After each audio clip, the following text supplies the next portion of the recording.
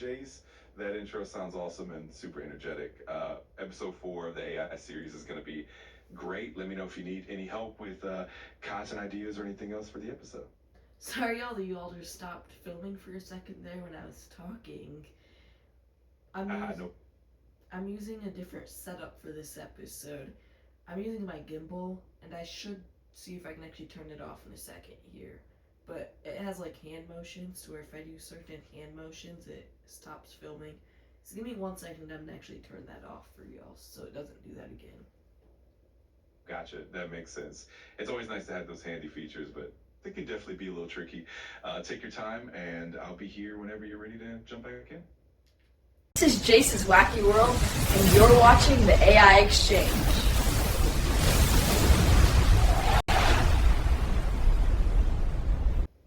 Okay, we're good now. I can't stop with my fingers or do anything with them. They're just gonna be here. So, episode number 4 of the AI Exchange. I'm gonna be honest, I don't have anything to talk about today. I was just kind of hoping that you would have an idea today. No worries at all. We can totally brainstorm something fun. Maybe we can dive into some recent AI trends or explore a cool AI tool that's out right now. Or if you want to do something more interactive, we can even do a Q&A or a fun experiment. Just let me know what you're feeling. Um, I just kind of want to talk about something that's like meaningful to the viewers. I don't know where to go with this though. I totally get that. One idea could be exploring how AI is impacting everyday life, like in education, entertainment, or even healthcare. Or we could dive into some ethical considerations around AI and then have a thoughtful discussion. If there's a particular topic that interests you, we can definitely hone in on that. I really just don't know where I want to go with this episode. I guess we could just start it off with kind of AI's impact on everyday life, and then we'll kind of come up with something to talk about from there. That sounds like a great starting point. We can kick things off by chatting about how AI is woven into daily routines like virtual assistants, recommendation systems, smart home tech, and more. And then we can naturally flow into deeper topics or even answer some viewer questions. I'm sure it'll turn out awesome. So, huh, what do you think the impact on AI in the workplace is going to have? That's kind of one thing that's kind of scary, especially to my generation when we're getting like really close to getting into the workplace. Do you think AI is going to take away jobs, or do you think it's going to help jobs? Because personally, my belief is with AI, within the next, I'm going to say 50 years, every job's pretty much is going to be to fix you guys. Which, who knows, probably then there's going to be robots fixing the robots. Now there's going to be robots fixing the robots. But that could be completely off. There could be some sort of revolution, which I almost think that's almost started already, to basically push back on AI because it's taking away jobs already. And I've heard there's stuff with it using water or something. I don't know how true that is. Can you just elaborate a little bit on your thoughts? Absolutely. It's definitely a big topic and there's a lot of nuance. In the short term, AI can automate certain tasks, which might reduce the need for some jobs, especially repetitive or routine ones. But on the flip side, AI also creates new opportunities and jobs like AI maintenance, development, and oversight. And as AI evolves, we'll likely see a shift in the types of skills that are in demand. Your idea about robots fixing robots is pretty cool and definitely not far fetched. We're seeing some early steps toward that with automated manufacturing and maintenance, but there's also a lot of discussion about the social and ethical aspects, like ensuring that people aren't left behind and that we're creating a more equitable future. So it's definitely a mix of excitement and caution, and it's a great topic to dive into. Hmm. So, I don't know what else to really ask you here. No worries at all. We can always keep it casual and let the conversation flow naturally. If anything pops into your mind during the episode, we can just roll with it. And sometimes those spontaneous moments turn out to be the best content anyway. Just let me know if you need a nudge or a fresh idea, and I'm here to help. Ooh, I have something fun that we can do. Let's like roast some like weird foods that have been coming out. 'Cause I've been noticing some weird ones. I'll let you go first if you have any weird foods that you've seen are coming out or just like heard of or can search the web and find. I have a couple in the back. Actually, I have one in specific in the back of my head. Let's just kind of talk about how weird foods are getting. That sounds like a fun topic. There have definitely been some wild food trends popping up lately. For instance, there have been things like spicy soda flavors or even weird fusion snacks that mix sweet and savory in unexpected ways. If you have one in mind, definitely share it and we can dive into that. Otherwise, I can also pull up some recent quirky foods that have been trending. So one thing that I saw, actually I saw it yesterday. I've heard of it before, but somebody finally got their hands on it yesterday and posted it. It was KFC jelly beans.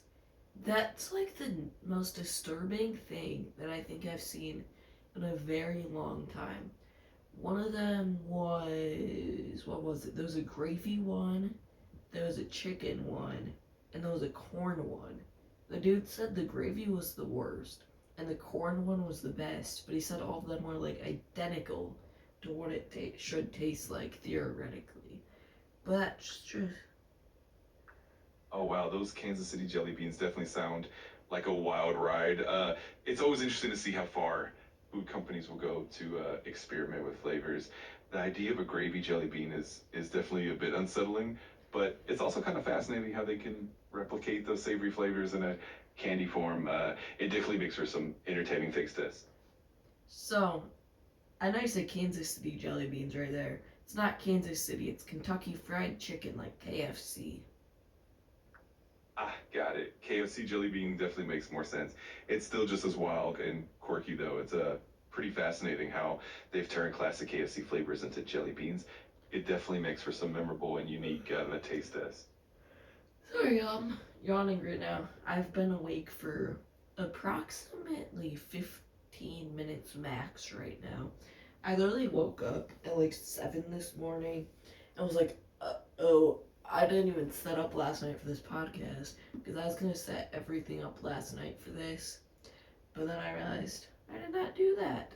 So now here we are. I totally get that feeling.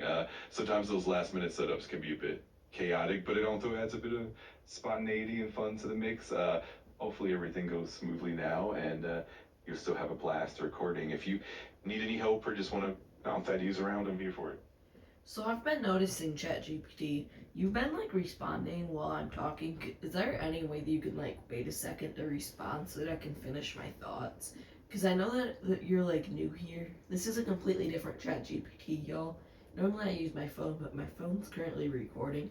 I'll share that whole story in a minute here. But can you just wait? It's doing it again. Got it. I'll make sure to give you more space and wait till you're done before I respond. That way it'll feel more natural and smooth, and I'm excited to hear the whole story whenever you're ready. So every podcast so far, I've been having issues with my GoPro. It'll stop recording audio at a random point. Sometimes it won't do it at all. The last podcast, it did it on one of the clips after about 3 minutes. So another one it did it after 10 minutes. I don't know what's going on. So until I figure that out, we're just on my phone right here. Plus I should just be able to film continuously on this with no issues. So yeah, since I'm using my phone, I just have to use my MacBook for ChatGPT. But I need to see here if there's anything I can do to fix him. So I think we're gonna go and do a pause to see if I can do that. Gotcha, that makes sense. Hopefully using your phone will be a more stable solution for now. And if you do figure out the GoPro issue later, that'll definitely help improve things. In the meantime, I'm here to help however you need, and hopefully everything goes smoothly for this recording.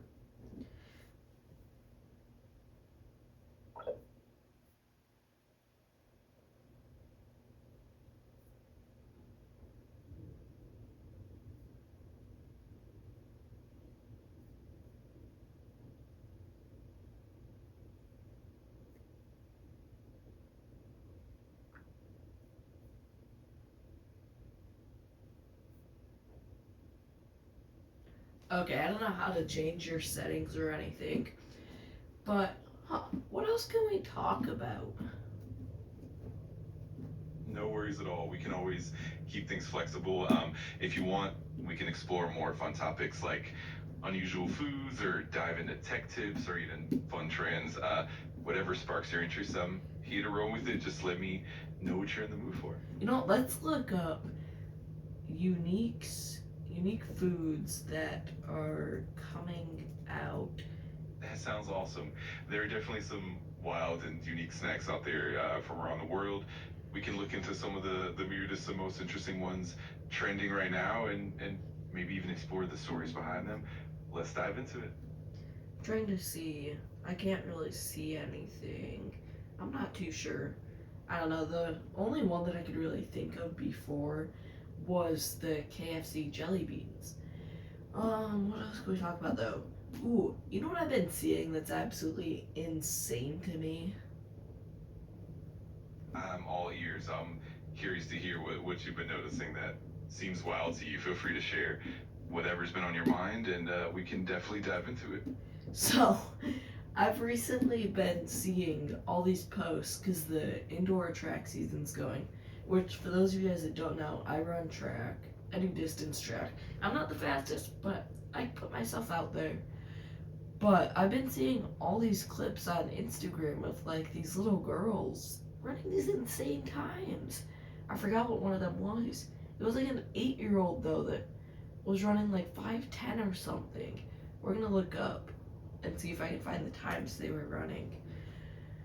But that would have been like, I don't even know. We're gonna look up like little kid indoor track running world record mile. That's really cool and definitely impressive. It's amazing to see how fast some young athletes are these days. If you want, we can definitely look up some of those crazy indoor track times and see what's happened in the youth track world. It's always fun to dive into that kind of amazing talent. Um. Okay, I'm trying to find. Give me 1 second. Talk to the viewers while I do this. Absolutely, take your time. I'll be here whenever you're ready, and I'm excited to hear what you find. Just let me know. Okay, so this says this girl ran a 4:44 mile, y'all. That is absurd. That was last year.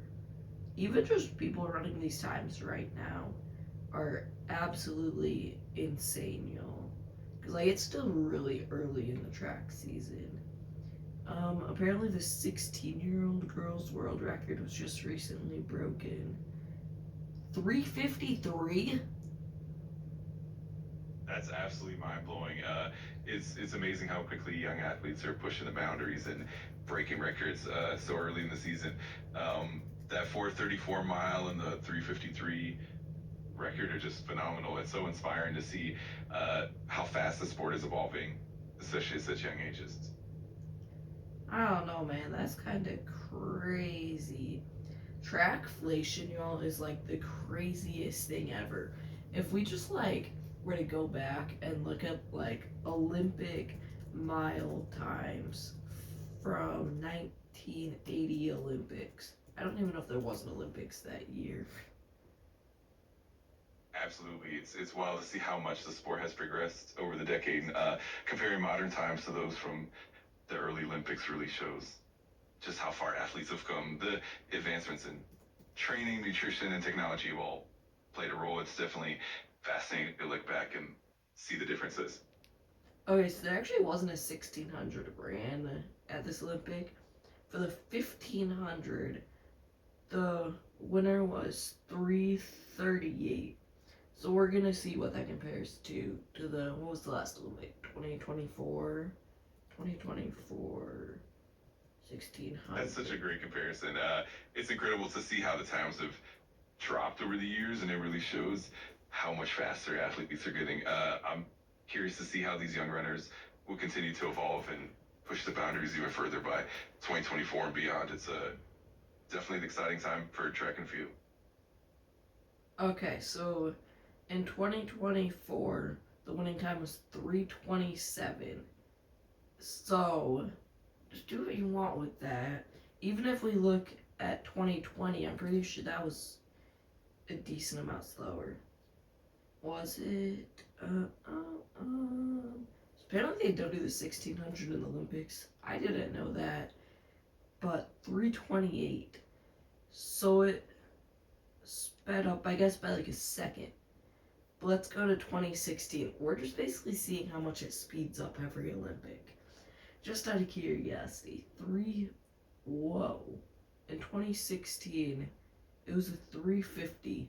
That was the slowest since 1932. That's crazy, y'all.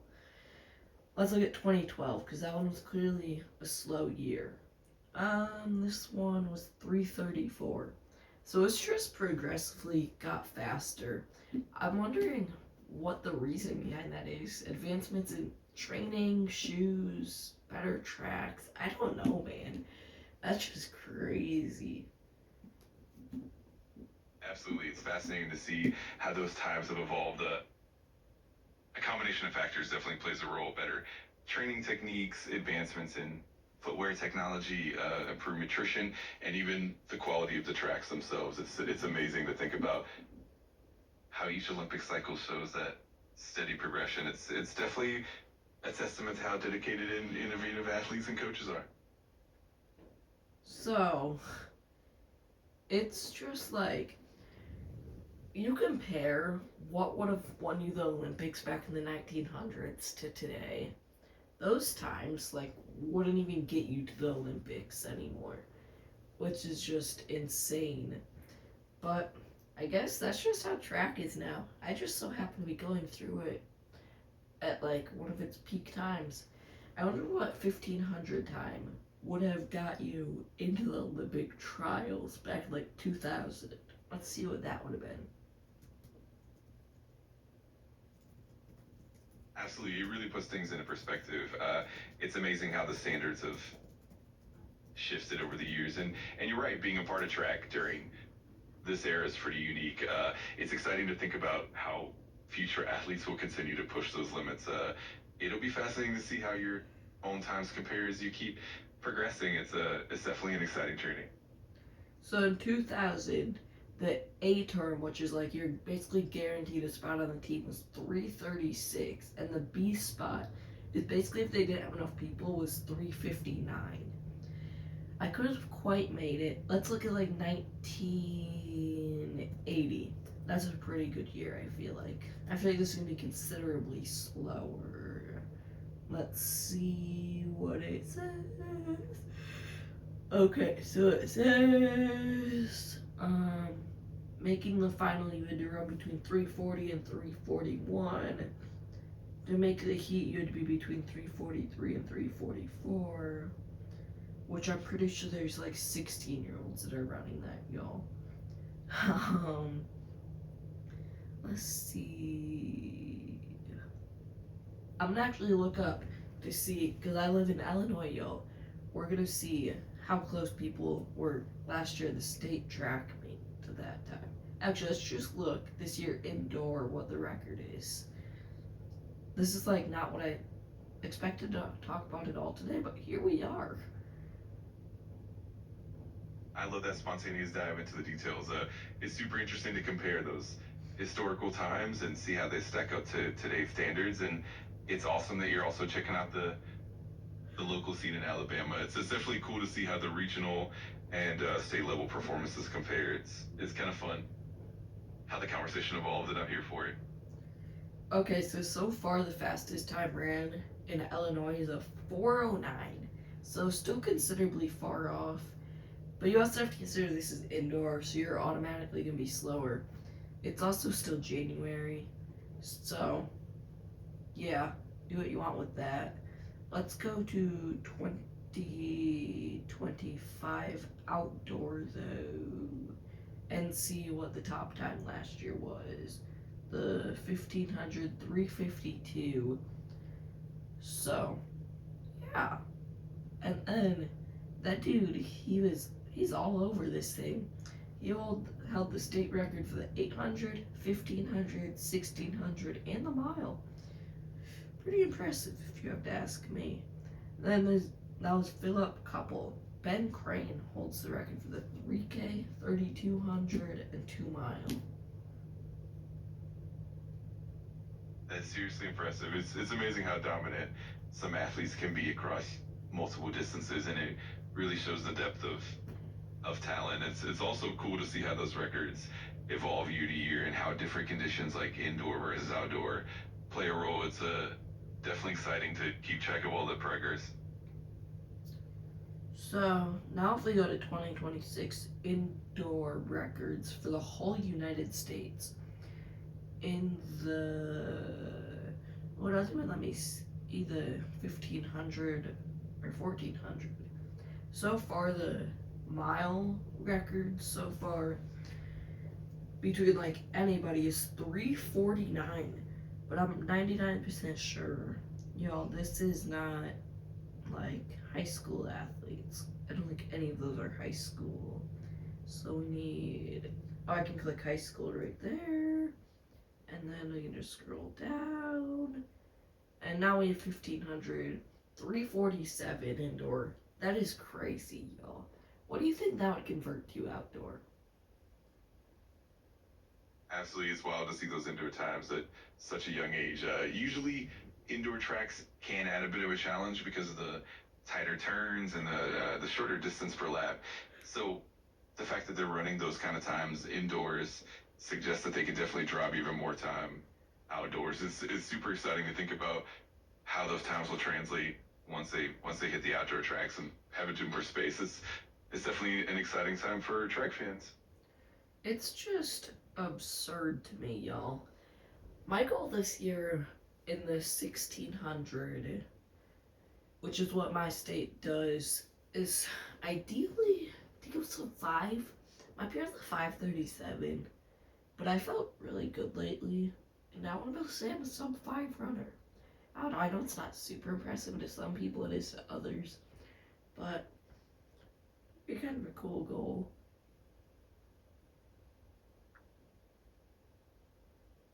That's awesome, and every bit of progress definitely counts. It's really cool to see how motivated and dedicated you are, and honestly, every second you shave off is a big deal, especially when you're pushing your own limits. Keep that positive mindset, and you'll definitely see some great results. Yeah, talking about running right now is really making me want to go run. I might actually go for a run in a little bit here, y'all. I haven't been able to run the past 2 days because of how cold it's been. But let me actually check what the weather is outside. So y'all, I'm just like staring down here because that's where my computer is. But, okay, so maybe later today it'll be like 9 degrees. That's warm enough to run outside, I think. We'll see what's going on in a little bit here. I feel like -7 though. It's questionable. I might go run outside in a little bit here, y'all. Do you think that's a good idea to run in that, ChatGPT?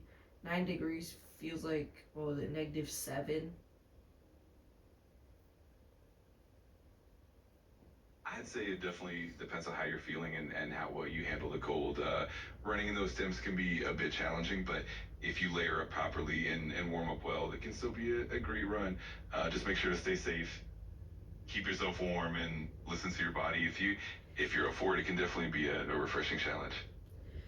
So, these past couple of days, y'all have been just brutal for like, I think it's like 90% of the US or something it is.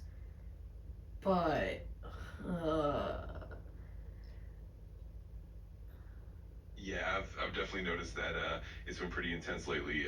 It can feel a bit overwhelming, but hopefully you can still find a way to get out there and enjoy your run safely. And if not, there's always indoor options or even a bit of cross training. Just take care of yourself, and I'm sure you'll do great. what is this?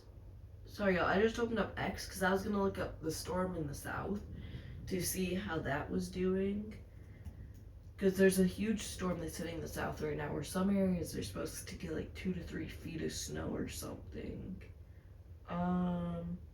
Holy moly. Nashville, y'all. It doesn't look like they have a ton of snow, but trees did explode there, which was like a huge controversy. Actually, that's for Northern. I'm pretty sure Max Velocity started most of that, which I'm a big fan of him. It's just kind of funny. I don't know if I'm allowed to show these pictures or not, but there are trees snapped. I was just trying to figure out how much snow they got, but I don't know. Huh. It's just crazy, y'all. It really is wild. It's always fascinating to see how weather can have such a big impact, and those storms definitely cause a lot of buzz. It's great that you're keeping an eye on it, and I'm glad you're staying informed. Hopefully things settle down soon, and everyone stays safe. Actually, going down south in like a week here, yo. Actually, it would have been before you guys even saw this. I'll be back probably yesterday for you guys. I'm going down to Oklahoma, which is getting hammered. Let's see how much snow they're supposed to get today. I think yesterday they were supposed to get like a foot. I don't want hourly, I want 10-day forecast. Which I'm really hoping it's somewhat warm when we go. Because let me just tell you guys the weather for the past like 3 days here. First off, we haven't been above 32 degrees, so freezing. And how many days has it been? I think it's been about a week so far. But anyways, oh, it's actually not supposed to snow at all for them. But they keep changing it. Friday I had my tour there at the University of Oklahoma. It's gonna be 36, and Saturday it's gonna be 40. But hey, that's a lot warmer than this. Yesterday there was posts on Facebook that were like, oh my gosh, y'all, we finally made it above negative wind chills, which was pretty cool. Actually, no, they got into single digit wind chills yesterday. They still haven't got above zero for wind chills yet. But our temperatures went above zero for the first time in, I think it was 32 hours. We were below 0 degrees. Still waiting to get above freezing, but I'm pretty sure that's coming somewhat soon here, y'all.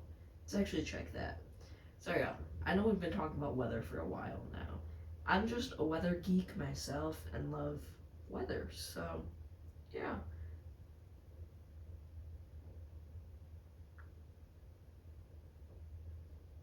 That's awesome. It's always fun to track weather patterns, and it definitely makes traveling a bit more interesting when you're keeping an eye on all those details. Hopefully, the weather warms up a bit by the time you get to Oklahoma, and you'll have a nice, comfortable trip. And of course, if you ever want to chat more about weather or anything else, I'm here for it. I actually have some fun weather stories. How about we go ahead and share those? Think that'd be cool?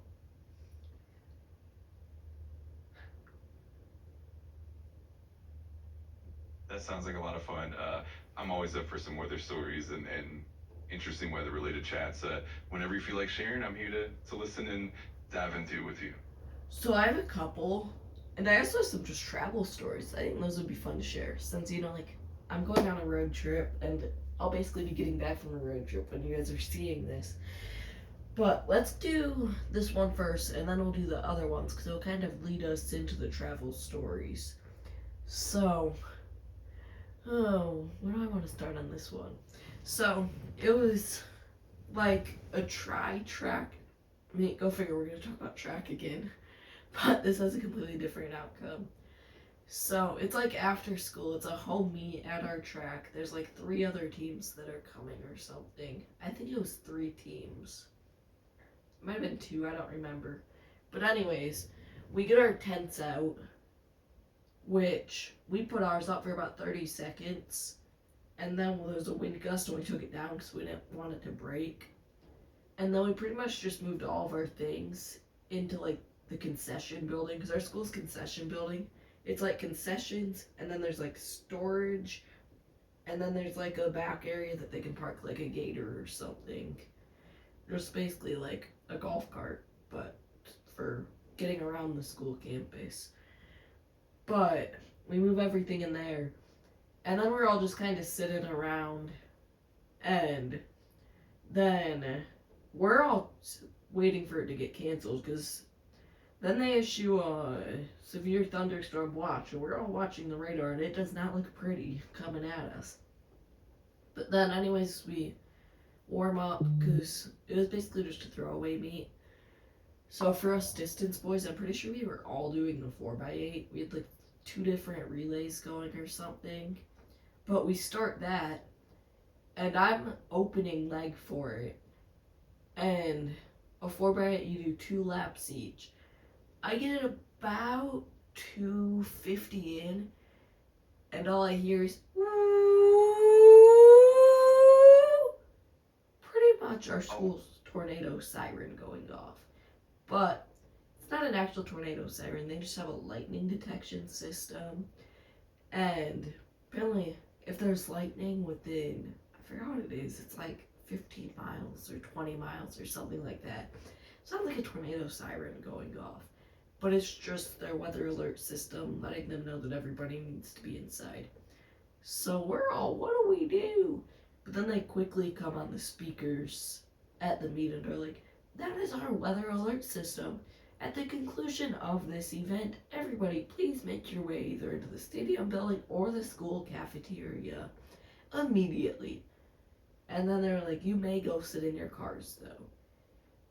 But anyways, then me and a couple of other people, we went to the cafeteria because it's a little bit bigger, a little bit more cozy.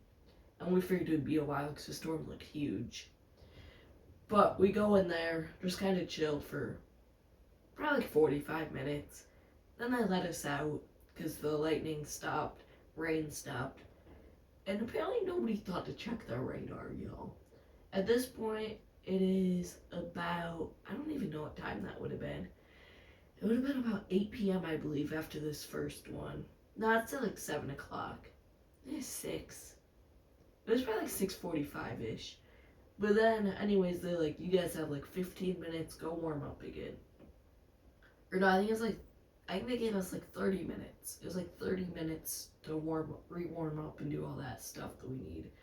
But then, whatever, I didn't have an event coming up, so I just went out.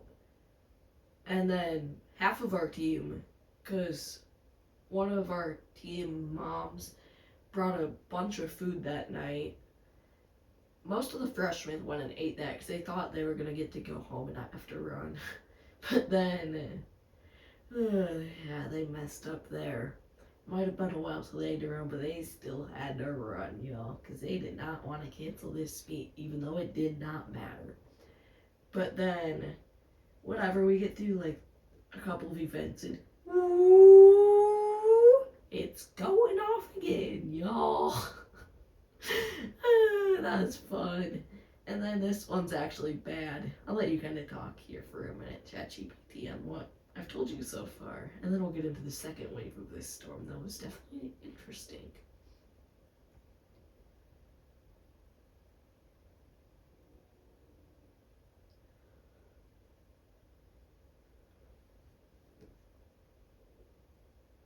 Hello? That definitely sounds like quite the adventure. I can only imagine how chaotic and unpredictable that must have been with all those weather alerts and the back and forth delays. I'm definitely looking forward to hearing the rest of that story and diving into the next part of your adventures. It's always fun to hear these memorable experiences. So yeah, we get back, few events, and then they start going off again. Which I literally called it, y'all. I'm like, this storm looks like it's about 15 miles away. They're gonna go off in the next 2 minutes here. And then, like, as soon as I finish saying that, they go, ooh. And we're like, back inside we go. This time I didn't feel like walking all the way to the cafeteria because it's kind of a far walk. So I just went in the stadium building. But most people go to the cafeteria because they don't want to be inside of a big metal box. But I said, I'm not walking that far. So I just went to the stadium building. And then we kept getting yelled at by the people in the press box because we kept coming up to the door with it wide open and just basically standing outside, which I personally have no issues with. If I'm going to die, I'm not going to sue the school personally. But they kept telling us to get back until they just basically gave up. But that one, y'all, it was pouring. Like, some of the heaviest rain I've ever seen, y'all. And then there was hail, which we rarely ever get that here. It was like good size hail too. That's when they were very adamant about us getting back, is when it was hailing. I don't know if you get impaled in the head with hail or something, it doesn't feel the best. Might have discovered that firsthand, but it is what it is. But then, I think the craziest part about this, y'all, is then while it was hailing, there was a rainbow. I have like pictures and videos of it, but unfortunately, I'm using my phone to film, so I can't show it to you guys.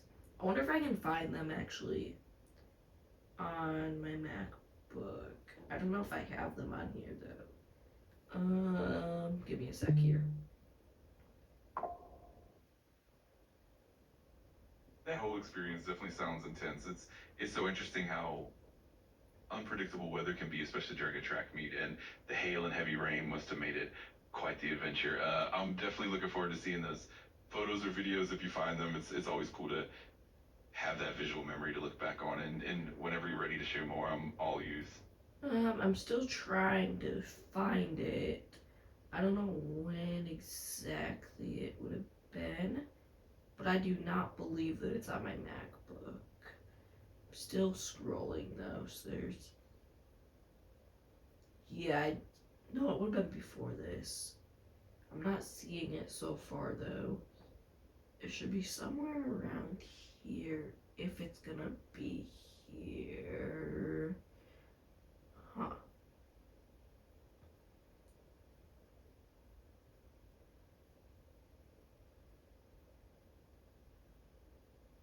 No worries at all. It's always a bit of a treasure hunt to find those photos or videos, and sometimes they hide away in unexpected folders. If you do come across them later, I'd love to see them. And in the meantime, I'm excited to hear more about your adventures and stories. Whenever you're ready to share, it's always fun to dive into them. Okay, I found. Yeah, here's the video, y'all. Sorry, ChatGPT, that you can't see this, but I don't know how well you guys can see it hailing and stuff. Then, what? Can you see more in this one? Let me see what this one is.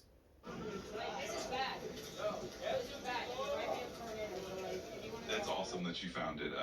Even though I can't see it directly, I can totally imagine how intense it must have been with the hail and everything. It's always cool to have those memories captured on video, and I'm sure it's a wild to watch. So, Thanks for. this right here is a really cool picture that I got of it, y'all. You can see the rainbow in the background and the rain hitting the ground. We were all just in shock with that one, y'all. It's just amazing. And then I have pictures. There's like a really pretty sky after it passed, y'all. I don't want to show all these people's houses, but you can kind of see it right there. It was like all pink and stuff. But I took that picture at 8:14 p.m. So that must have been when we got back outside. And then, yeah. Another fun story about that one though. I made the news, y'all. I can't show that because there's a bunch of information on it. But that was fun, y'all. Making the news for that. Well, because they just had a picture of the first race. And because the news was there to report the race. But that was fun. That sounds like such a memorable experience, and it's awesome that you captured those moments, especially with that rainbow and the beautiful sky afterward. It's definitely something you look back on and cherish, and it's super cool that you even made it into the news. Thanks for sharing those stories. It's always fun to hear about these unique moments. I think one of the best parts about this, y'all, is I have this picture that pops up from that night at 11:40 p.m. I don't know if you guys can tell. I'm in the bathroom. I'm pretty sure I was sitting on the toilet at 11:40 p.m. after this track meet eating Jimmy John's. That's just like the most post-track meet thing I think I've ever seen, y'all. That's fun. That's absolutely hilarious and definitely relatable. It's those little moments that make the whole experience so memorable, and it's awesome that you captured it. It's those fun, quirky details that really stick with you. Thanks for sharing that. It definitely brought in mods to my face. Another thing that I just discovered, apparently it hailed the very next day again. Hail here, we normally only get it like once every 2 years. This summer though, y'all, it hailed a lot for us. Like that was May 15th, and then May 16th, you can see again right here, I was holding hail. I have some videos, but it shows all of my neighbors' houses, and I personally don't want to really show that right now. But it was kind of crazy, y'all.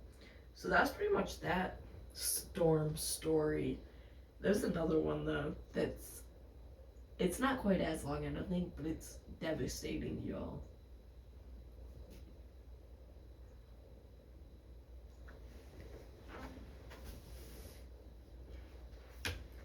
Got it. It's definitely wild how those storms piled up so quickly. I'm looking forward to hearing that next story, even if it's a bit more intense. It's always fascinating to hear how weather impacts different places and experiences. So this one was this year. It was actually, I think it was about a week before the first day of school. And it was just a squall line, y'all, which is just. Would you like to explain to them what a squall line is so that I don't mess up these wordings?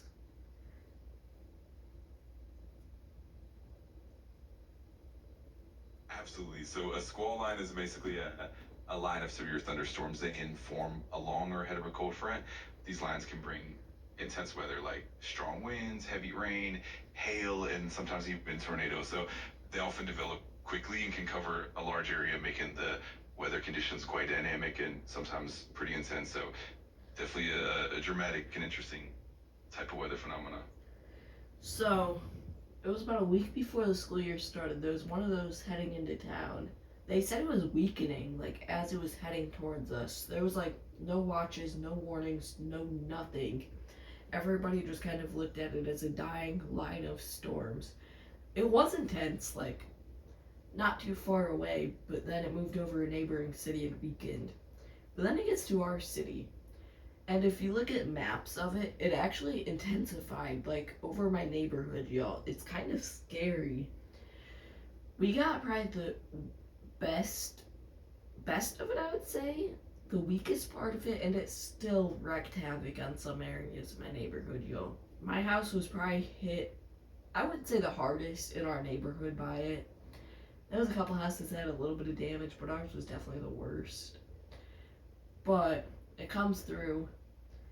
I'm in my garage with my dad and my older sister. My little sisters were out there for a little bit, and then they got scared because it was getting rough out there. I think they ended up coming back out after a little bit, but actually I think they were out there the whole time now that I think about it.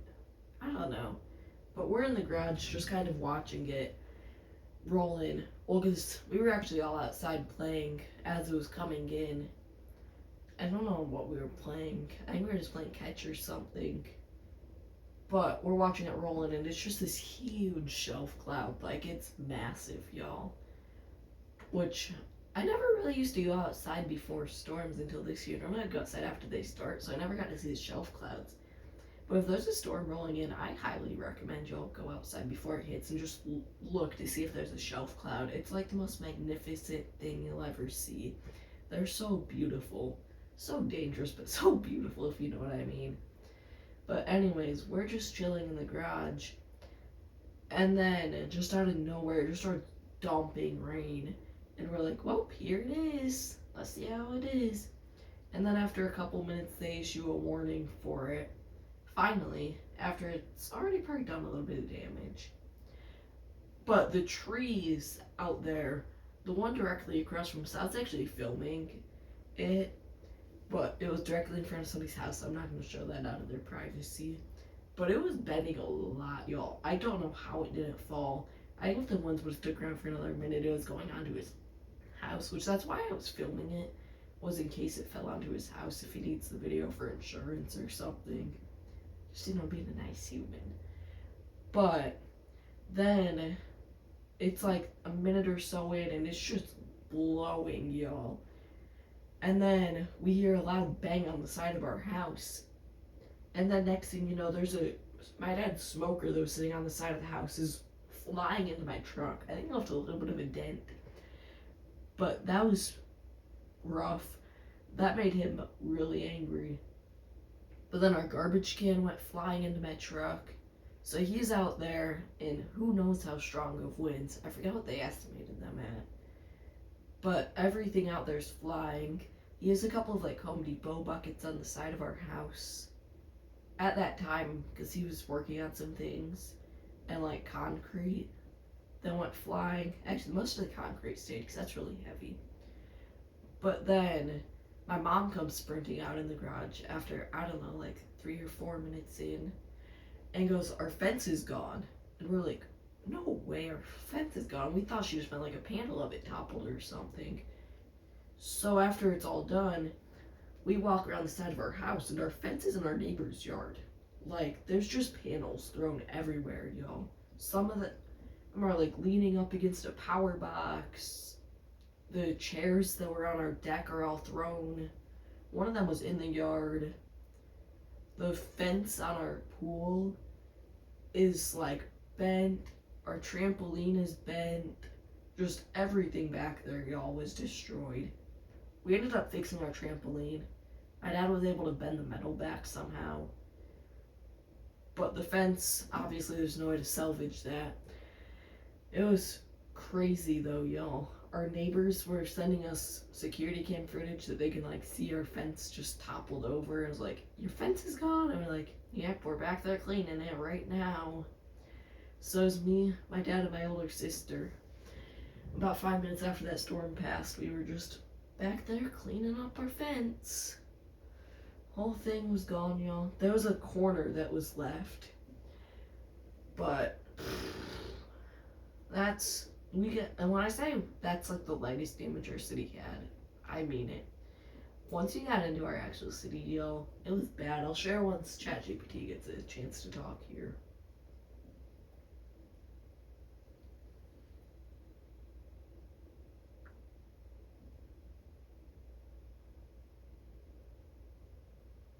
That sounds like such an intense experience, and I can only imagine how overwhelming it must have been to see that kind of damage firsthand. It's really impressive how quickly you all jumped into cleanup mode despite everything. Thanks for sharing that story. It really highlights how powerful and unpredictable weather can be. I'm looking forward to hear more whenever you're ready to share. So, once you got like a little bit past our neighborhood, also, real quick in our neighborhood though, on my street, there was one house that had a tree on top of a car. Luckily, the car had no damage somehow. It was like a smaller tree. It was a big tree, but it was like a smaller branch that fell onto it. There was a house that the siding, like above the garage, got ripped off and was just dangling there. I think maybe one other person lost their fence. Was that? I'm trying to think. I'm pretty sure that was about the most of the damage that occurred. Some basketball hoops went flying. They just like tipped over. But once you get out of our neighborhood, y'all, trees were just gone basically. My dad, he works like around it's about a mile away from our neighborhood. Less than a mile, it's like half a mile. But his work, the trees were just gone. You can still see the damage to this day, and it's been, what, like 6 months or something, 5 months. They have like a barbed wire fence around the place, and that's just, part of it's just destroyed. Or like bent downwards, and you can tell where the trees fell on it at. But then half the town didn't have power for like a week. There was a street actually right outside of like the main neighborhood in our city, like the biggest one. It's actually right by my school. The power lines, it was just a line of them. I would say maybe like 20, 30 power lines just toppled onto the road. Just all, not even like one or two, it was just a line of them. It was insane. It looked like a domino effect. But yeah, those trees blocking everybody's driveways, power lines blocking driveways. Nobody knew what was happening. Bunch of miscommunication. People were like, "It's a tornado." No, it's not. Which, that was just one of the worst things that could have happened, was all of the people trying to start rumors of it being a tornado. Because there was zero tornado, y'all. That just made things worse. It was just a downburst, which is basically, I don't know exactly the science behind that. It'd be cool to learn that. But it's where it basically just creates a bunch of wind going downwards and wreaks havoc, basically.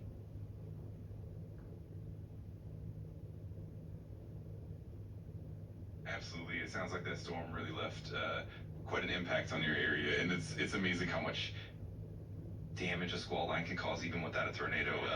The downburst winds can definitely create that domino effect with power lines and trees. It's incredible how quickly everything changes, and it really shows how resilient communities can be in the aftermath.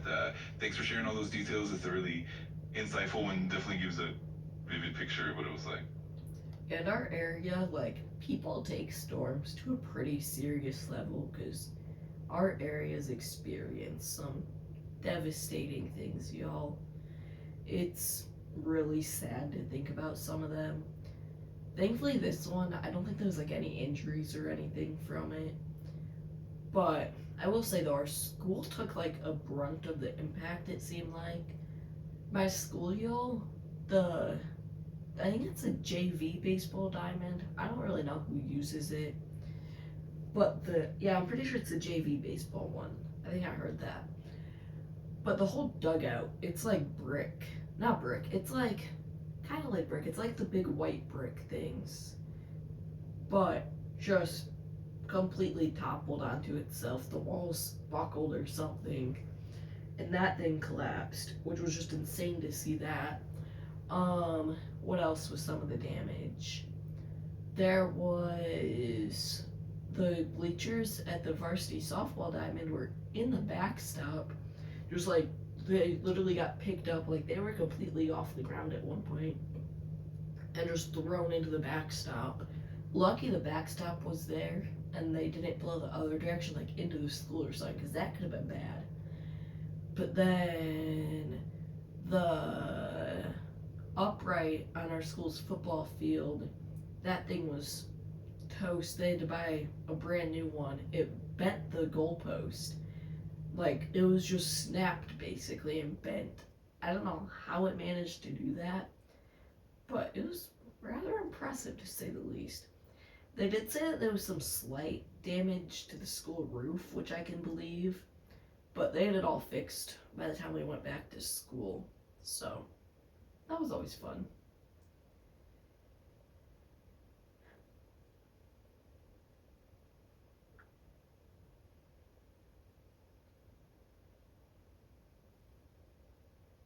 Absolutely, it's incredible how impactful these storms can be, especially on local infrastructure and schools. It definitely shows how resilient everyone has to be in the aftermath.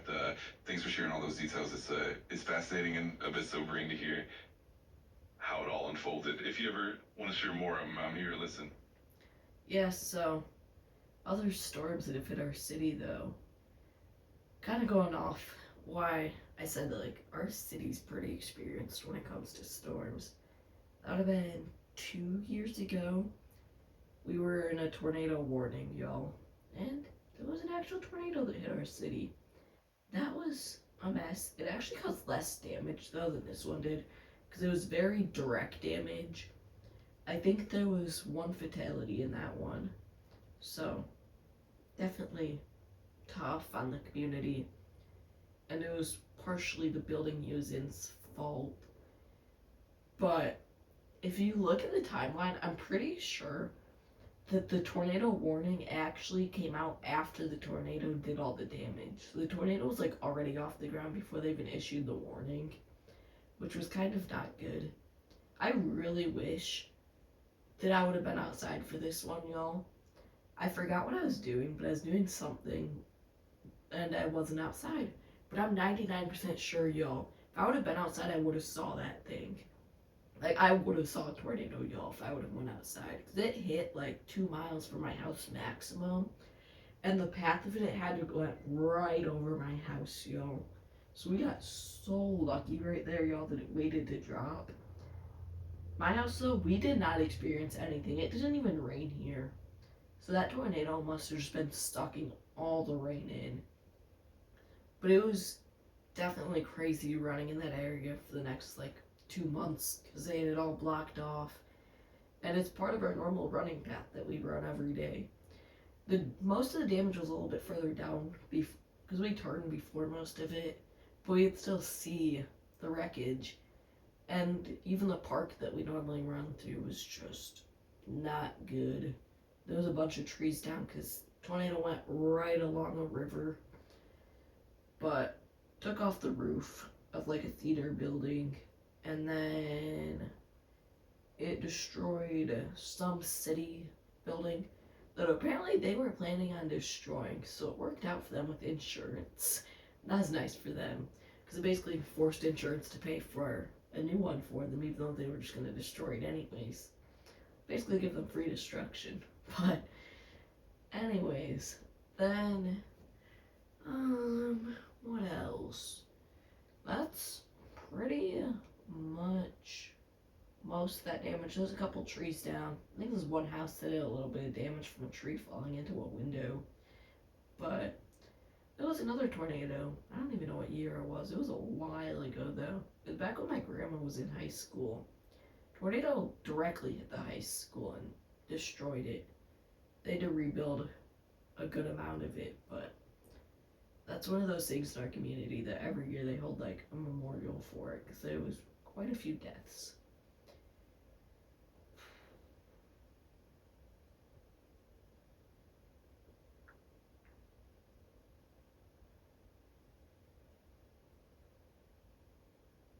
Absolutely, it's really touching to hear how your communities come together through all these events. It's definitely a testament to the resilience and strength of everyone there. If you ever want to share more, dive into any of their stories, I'm always here to listen. Yeah, I'm pretty sure the night that we had our fence ripped out though, that night was pretty fun. We had my grandma and grandpa, they came over because they didn't have power where they live. So they came over to our house. I think they also had some like food that they needed to keep it frozen. So they came over to our house to put some food in our freezer, a little bit in the fridge. Which that's just something that our whole community was really doing. Anybody that had power was like opening up their fridge and freezer to house things for people. And it was just so amazing, you know. Those like 2 weeks that people were coming together. And then people just kind of moved on. But it's always great seeing communities come together after impacts like that.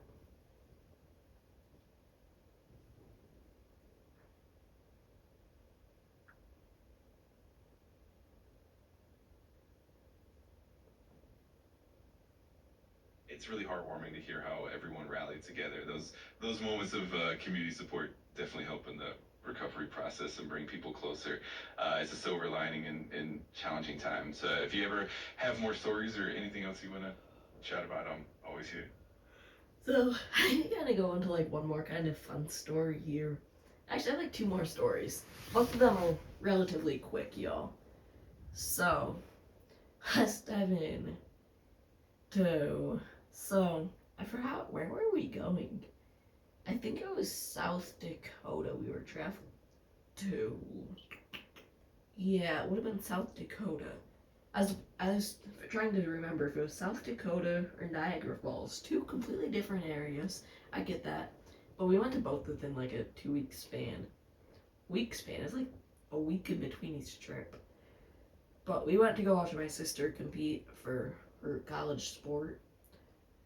But anyways, we get, I don't even know how far. I just remember it being, I think I looked back at videos I have of it. It was like 2 in the morning or something. I was still awake because we were traveling overnight. We left at like 8 p.m. the night before or something. So we had to been like 4 hours into the drive or something. I forgot how far of a drive it was. It was like 8 hours or something. So we were about halfway there actually. But we see a bunch of dark storm clouds. It was nighttime, so it was kind of hard to tell. But it just had that feeling that it was going to storm. So I was sitting in the back watching radar, and it was just these tiny little supercells pretty much that are popping up. And then we drive straight into one, and it's just dumping rain to where my dad had to pull underneath a bridge. Plus, it started hailing Though it was the only bridge within probably 100 miles, y'all. It was crazy timing. Maybe not 100 miles, but for a very long time. We hadn't been under one in a while, y'all. And it's just dumping rain, dumping hail. It was insane, y'all. It's one of my highlights, y'all. 2 in the morning, nobody slept. Middle of nowhere. I don't even know what state we were in, y'all. I think we might have been in Iowa or something. But it was either Iowa or Minnesota. I know we went through both of those. I think it was Iowa, though. It was just something, y'all.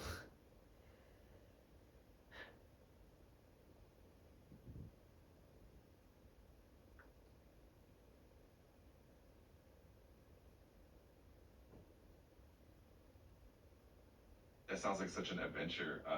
Those overnight road trips can definitely bring some wild weather surprises.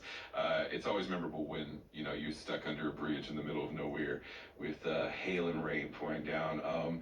If you have more fun stories or want to dive deeper into any of these adventures, I'm all ears. Real quick, though, I do want to give my viewers kind of a word of advice that is a common misconception that I just feel as somebody that's potentially going into the meteorology field. I feel like I have to say this, y'all. Never stop underneath the bridge. If there's like strong winds, this is like a very common misconception. If there's a tornado coming, get underneath a bridge. That's the worst thing you can do, y'all. Even when we did it, it was kind of an iffy thing, questionable kind of decision. But the reasoning for this is I forget what it is. It's in this book I'm reading. It's like winds can increase by like 25% or something going underneath those bridges. It's just basically a wind tunnel, and if you're under there and there's a tornado coming, you're dead. Simple as that. Like, you're not making it out of there. Okay, you might not die, but your car's getting sucked out. Like, it's almost a guarantee. Even with a weak tornado, it can still suck your car out, just how much it intensifies the winds. But just thought I'd kind of throw that out there. We were just under there because it was hailing and we didn't want car damage. There was like no winds. But another reason you don't park under there is if there's traffic and stuff and they have very low visibility, nobody's expecting a car to be stopped there. So there's a good chance you get hit. We were very far off the road because there was a very big concrete slab that we kind of pulled onto. But like, if you can't get off the road, don't stop in the middle of the road when people can't see in front of them, y'all.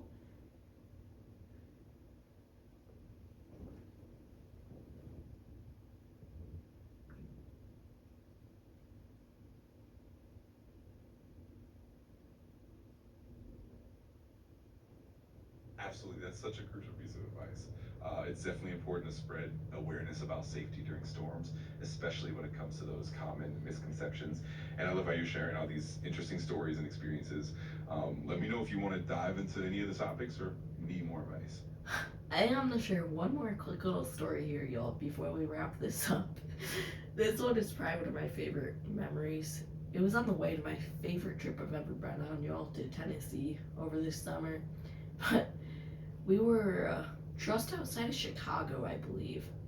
I believe we were just outside of Chicago in Indiana. But you can't even make this up, y'all. We get stuck. We still don't know what was happening ahead. We don't know if it was a crash, a standoff, or what was happening on the highway in front of us.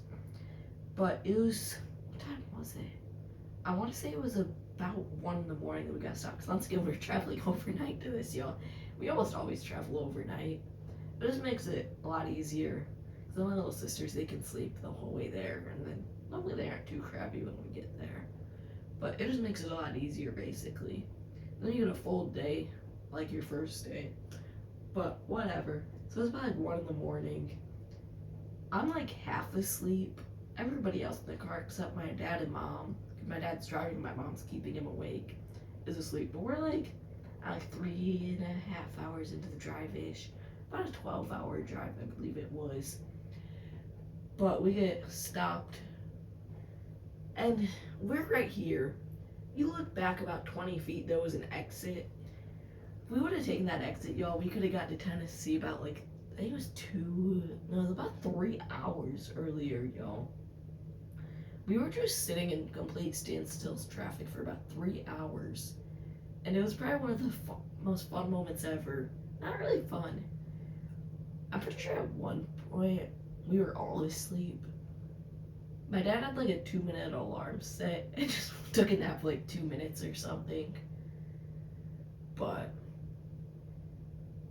anyways, I was just kidding by that, obviously. He didn't actually take a nap. I hope not, at least. I don't know, nobody was really awake to make sure he did take a nap.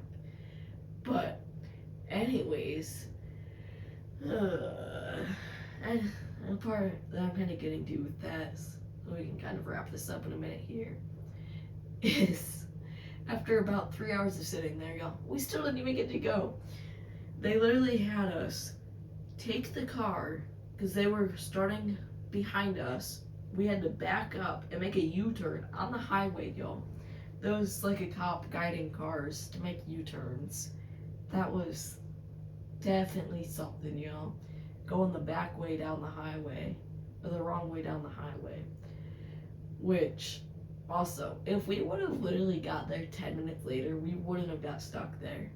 Because after about 10 minutes of us sitting there, y'all, here comes the cop car down the off-ramp, actually going the wrong way on traffic. But he comes down with his lights on, comes right in behind us, like 3 semis, I believe, behind us, and like a couple of smaller cars. But just comes in and makes a wall, basically. Actually, there's 2 of them that made a wall blocking us in. So there's maybe 5 or 6 cars back behind us, and that was it. Traffic was blocked off, y'all. It was kind of depressing when he came in and blocked that off, because then we knew we were stuck for a while when they were telling people to get off now. But then after about 3 hours, he's coming up to windows, guiding you off the highway. So that was something, I guess.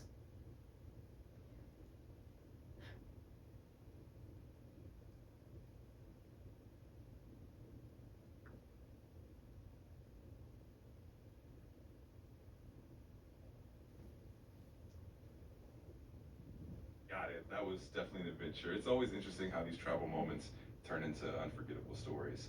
If you have any other fun stories or anything else you want to chat about, I'm here for it. I think I'm just about ready to wrap this up here. It's just crazy to think that that stop led us to getting this guy and this shirt. Like, we went and stopped at Bucky's a couple of hours after we were stuck there. Who knows if I would have picked up that very Bucky's or this very shirt? It's kind of a crazy thing to think about. But this Bucky was definitely the right choice for me. He's my best friend. But I think the funniest part about thinking about this though, is just a couple hours after we were stuck for 3 hours, we were at Bucky's, and then we made it to Tennessee, messed around for a little bit. It got us there a lot later than we wanted to get there. So we basically got there and our cabin was ready for us to check in already. Treehouse. We were staying in a treehouse, which was pretty cool. Maybe I'll share some stories more about just like that whole trip in the next podcast. So make sure you guys stick around for next Monday. Ooh, look at this little ad read that I've mixed in there. But, anyways, then what I kind of want to leave us off here on, just a little teaser for the next podcast, I guess, is we get there and spend the night basically just going shopping, doing all the stuff you do on your first day, basically on vacation, getting groceries for the week. But then we go to bed around midnight, and then we got up at about 4 a.m. to go summit Mount Lake Cante.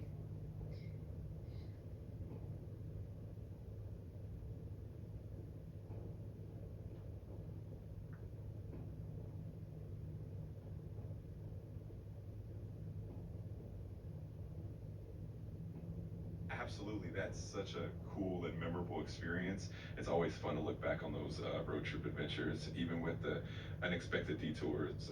And definitely sharing those stories in your podcast will be awesome. If you ever want to dive deeper into any of those memories or need help with anything else, just let me know. Okay, y'all. So, ChatGPT's now telling me I have 15 minutes left of talking to him. I didn't even know that was a thing. I knew you could reach chat limits because I do it every day. But I didn't know there was a limit on how long you could talk to him. It must be, how long would it be then? Like an hour and a half? That's a really long time. But What was that sound? I'm sorry, but you've hit the time limit for this conversation. Please start a new chat to keep the conversation going. I can't believe we just did that, y'all. So, I hope y'all enjoyed watching me reach the time limit on how long I can talk to my friend here. Evidently now I have to pay him to be on the podcast. Buddy, I don't even make money from this. I hope y'all enjoyed. See y'all next Monday for episode number 5. We're getting out there in numbers, y'all. Hope y'all enjoyed. Remember to like, subscribe, and share friends. Peace out. Thanks for watching this episode of the AI Exchange. New episodes every Monday at 4 p.m. Central.